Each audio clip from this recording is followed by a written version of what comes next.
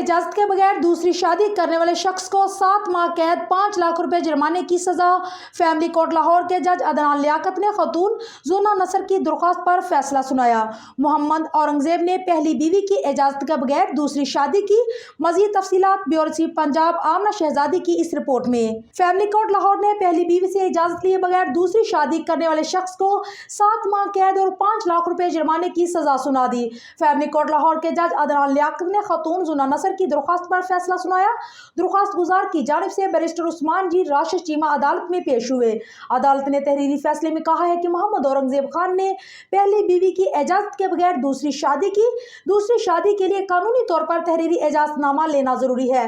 फैसले में कहा गया है कि शौहर औरंगजेब ने दूसरी शादी से कबल पहली बीवी से इजाजत नहीं ली। मुलजम ने मुस्लिम फैमिली लॉ ऑर्डिनेंस के सेक्शन 6 की खिलाफ वर्जी की। अदालत ने हुक्म दिया है कि मुलजिम को इजाजत लिए बगैर दूसरी शादी करने पर 7 माह कैद की सजा दी जाती है। मुलजिम अगर 5 लाख रुपए जुर्माना अदा नहीं करता तो 1 माह मजीद कैद में रखा जाएगा।